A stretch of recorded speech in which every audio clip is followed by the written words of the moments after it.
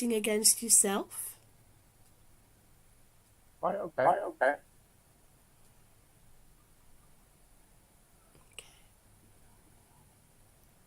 Just went to go live. Good evening, all. I've got Susan Lee here. Hello, Susan. Hi there. How are you? I'm okay. You've got a little bit of a sexy voice. I certainly have. I've got a little bit of pollen, a bit of hay fever, but just makes me sound more interesting. It's like a pop voice. Absolutely. What can I say? Yeah. So, what are we talking about tonight? Well, I thought we'd talk about competing. I mean, we're halfway through the year. A lot of people may have bothered setting themselves goals or motivations at the beginning of the year, but often when we are competing, when we're motivated, we're sometimes competing against other people. We're linking in with other people, and it's rarely a level playing field, and we can lose our momentum over time. So I thought today we'd talk about, do you compete but against yourself? Because the best person to keep you motivated, to get your goals absolutely clear out there for you, is that thing where you're doing something for you and it means something to you, and that's the best way forward, in my opinion. I don't think I'll complete against myself. Okay. I used to. Well, we're not talking about breaking a sweat or scaring ourselves half to death or lying awake at night. We're talking about saying, okay, I've set myself these goals. I've maybe set them out as stepping stones. Maybe I want to. Let's use the example of running a marathon. I want to run a marathon. I've never run even for a bus for years, but I want to run a marathon. So we could be competing against other people who are super fit, who go to the gym a couple of times a day, for goodness sake, who are, honed and are fit and have built muscle and have all the kit and run anyway regularly. If we decide to compete with those, that can motivate us to a certain time, a certain level, but over time we may think, it's a waste of time, I'm not going to get anywhere with this. Competing against ourselves or with ourselves is where we say, okay, I want to run a marathon. How do I feel I can do that? What is a level that is going to keep me on track? And it might be that, I don't know, 2 or 3 times a week, whatever works for you. You say, okay, I'm going to run to work, or I'm going to run a mile, or I'm going to run 500 yards or something for the bus, or whatever. I'm going to walk every evening or something. And we set ourselves those sorts of goals, and we may say, okay, I need to sort out my physique as well, so maybe I want to get myself a healthier regime as far as food's concerned, drink less alcohol, stop smoking. There may be things that are built in that we can. That's what I'm talking about, competing with yourself. You're setting yourself goals to compete, to get somewhere, and the result is that you are achieving something against that benchmark, but you're not going to feel intimidated by others or lose the will to continue because you see others doing better or keeping going, or actually other people get fed up and stop, and that can deflate us and stop us doing it too. So it's that whole thing about, I'm doing it for me, I'm the person who's in this, I'm in it for the long haul. That's what I'm talking about, really. Yeah, I got you. The trouble is, with me, it's like I was trying to catch up with the Joneses. Yeah. You know what I mean? Yeah. So if they got like run 5 miles, I wanted to run 6. And I think the problem with doing that is that whilst that may be a great motivator, if we are looking to keep something going long term, linking it in with ourselves is important. So there might be times when, let's stay with the marathon analogy. There might be times where I've got a lot on at work, or there may be times when I have a few evening social events that I have to attend, or I may be exhausted or have to go away for a few days. And so if we are competing against the Joneses, we may feel we've let ourselves down, there's no point carrying on, they're going to be way ahead of me now. If we are competing with ourselves, against ourselves, we make allowances for that. We may find ways to say, okay, I'm aware I can't do my usual target, but I'll do half of it, or I'll do it on a different day, or I'll let myself off this next few days or something. We can build it in, because if we have sufficient fuel in our tank to feel energized and wanting this, then that will carry us through the dodgy days, as opposed to completely making us disillusioned and thinking we're wasting our time and we're never going to do it anyway because these people are way ahead of us, you know? I've been proving all my life okay, that people, you cannot be like other people. It can take a while to get to that point, though, because, yeah, we don't realise that we think because we work at the same place, or we go to the same gym, or we live in the same street, or whatever it might be, that we're the same. And actually there might only be one or two common points of commonality, and so everything else may be very different. One person may be comfortably affluent without money stresses, and the children are well behaved or have left home and they're in a good settled relationship.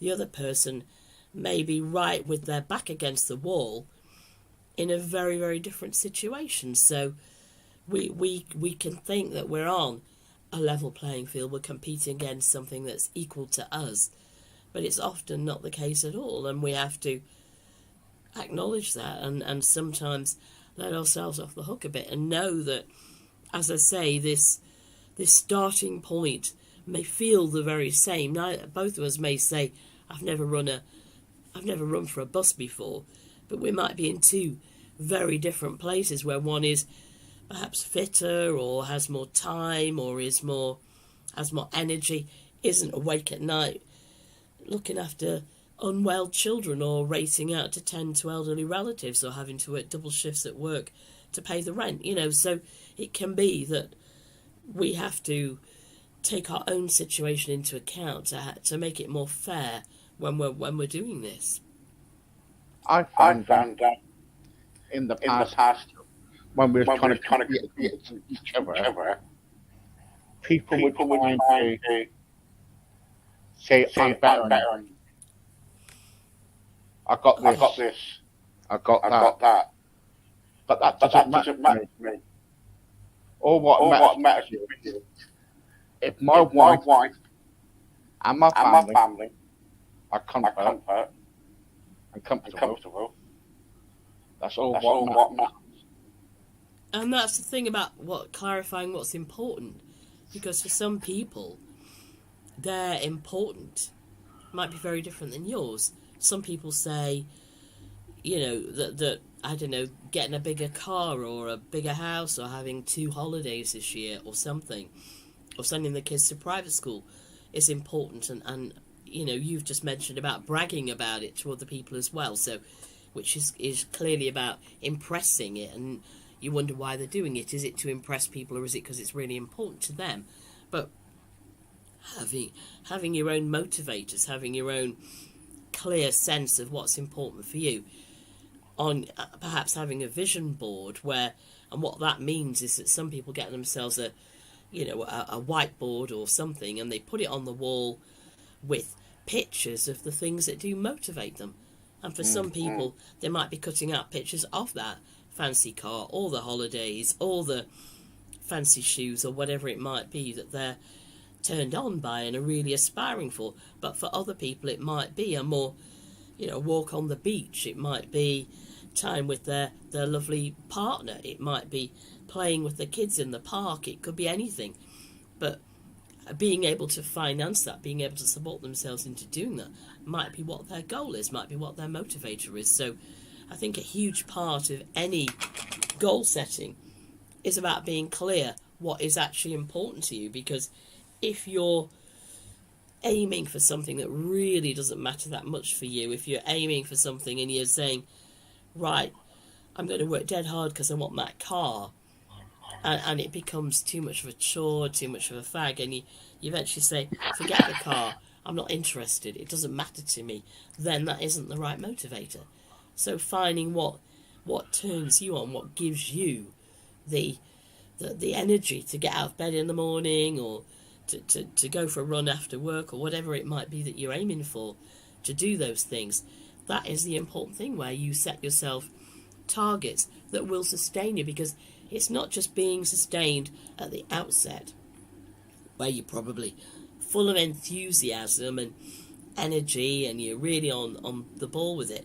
The times when our motivation matters is on the days when we're perhaps a bit fed up, or the weather's not that good, or we can't be bothered, or it just seems like too much hassle. That's when what your goal is for you will get you out and doing what it is you need to do. And they're the days that we have to find out what really turns us on and motivates us. And that will be the thing that sustains us on the dodgy days. When I was in the team, I was one not liked. I used to be a great pain. And nobody argued like me. Right? And I had to change myself. I had to say to myself, what am I doing that people don't like me? Is it my attitude? Or is it because of the things I'm doing? And gradually, I had to people began to like me. But that wasn't the important thing to me. That was not important. What was important is I change. I had to change. No one else could. I had to.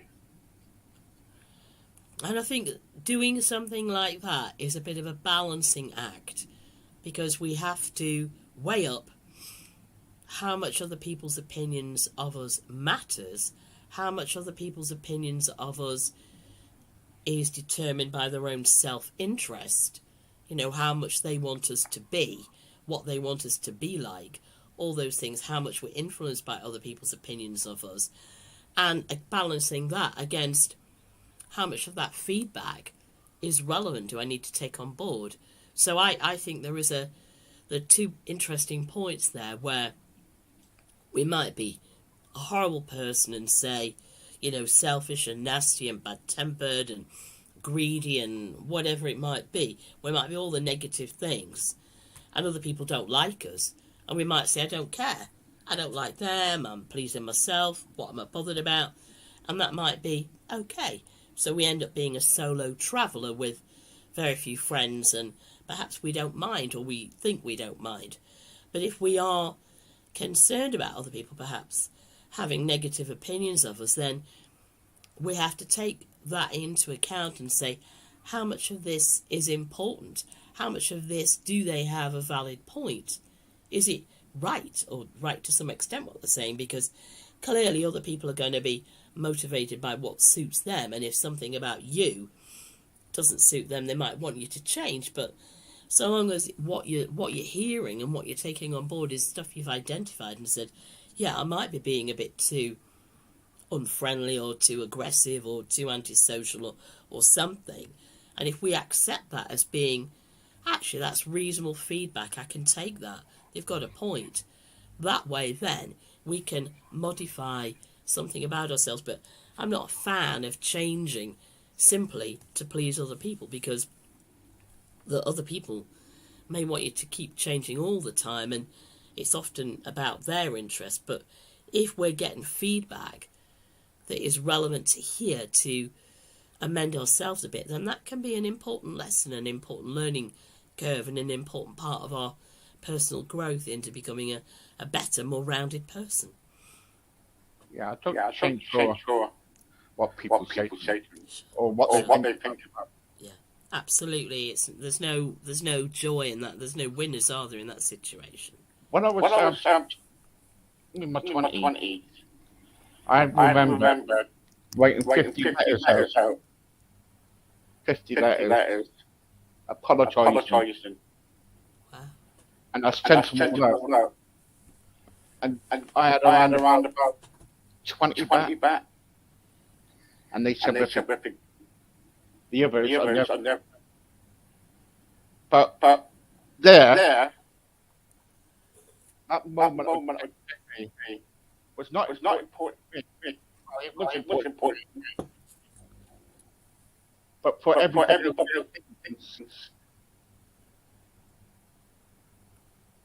it didn't. What can I say? It didn't top. You know what I mean? Yeah, so you wrote to apologise, not so much about them, but to clear your own feelings and to explain yourself, perhaps? Is that what you're saying? Yeah. So that other people would have a better understanding of you, and then at least your conscience is clear, and if they decide to make it up with you after that, that's up to them, but at least you feel, look, I've done all I can, I've cleared the decks, they see that I'm contrite, I'm sorry for perhaps the way I behaved or the things I said or did, and so let's heal that gap, heal that rift now. Yeah.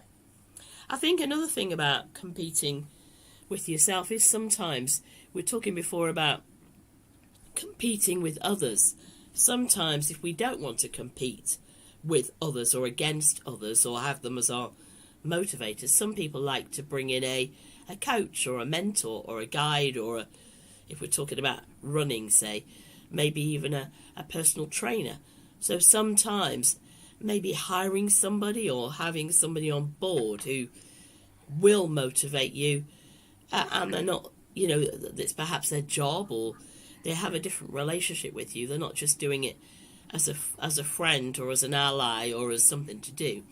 If you have a proper coach or a guide or a mentor, even if you're just somebody you check in with every now and again, that can be enough to say, that's why Weight Watchers sometimes is useful, where people say, I know I'm going on that Monday or whenever the day is, I know I'm going once a week to get weighed, so it motivates me to stay on track, and so sometimes having something like that where you're checking in from time to time or they're checking in with you, that can be a good way to keep you on track and to keep you motivated and keep you focused on where it is you want to be. So that can be a useful thing to do as well. Yeah. I do my bit. I do my bit. I don't think it's like doing my wrong, what's in the past, and trying to do now that makes it all up.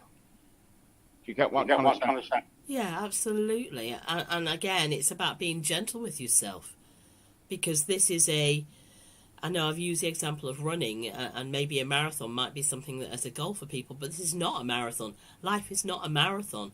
Life is a gentle jog along the way, and sometimes if we hit hurdles or we hit rest stops or we hit problems along the way or we hit distractions, we don't want to be berating ourselves for having met those things along the way.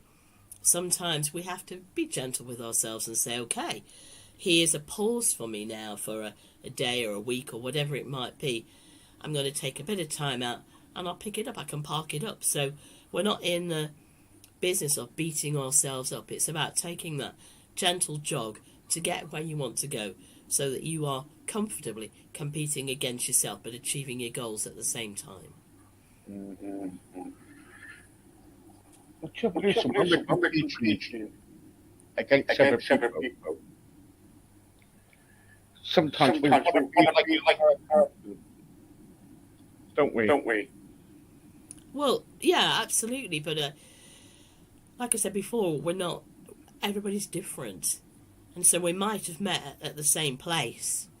We might have met at the bus stop or at the gym or at work, but often we might only have 1 or 2 points of commonality. We might chat and share and discover that we've got a partner, we've got 2 kids, we shop at the same shop, but we like the same kind of music. But there may be several points of commonality. But in terms of lifestyle and motivation and distractions and obligations, financial status, it might be very, very, very different. So it is about accepting that, yeah, we perhaps like to have other people that we can measure ourselves against, but at the same time it's about getting where we're going and feeling good about that.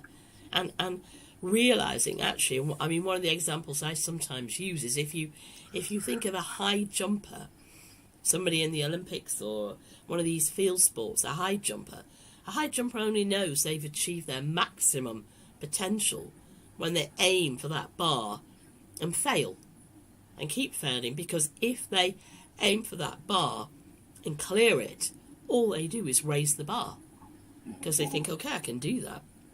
So a high jumper only knows that they've done the best they can do when they try and they don't succeed. And I think sometimes if we set ourselves too easy a goal, we may do them and we may think, well done, and that's okay. But do we really know that we've achieved our best, our maximum potential? And sometimes it's just worth, if we're in a position where we can, sometimes it's just worth taking that on board and pushing ourselves that extra bit to see what we really, really are capable of deep down. Susan, thank you very much. A pleasure. In life, we all have goals. It's like running a marathon or doing something good for your community.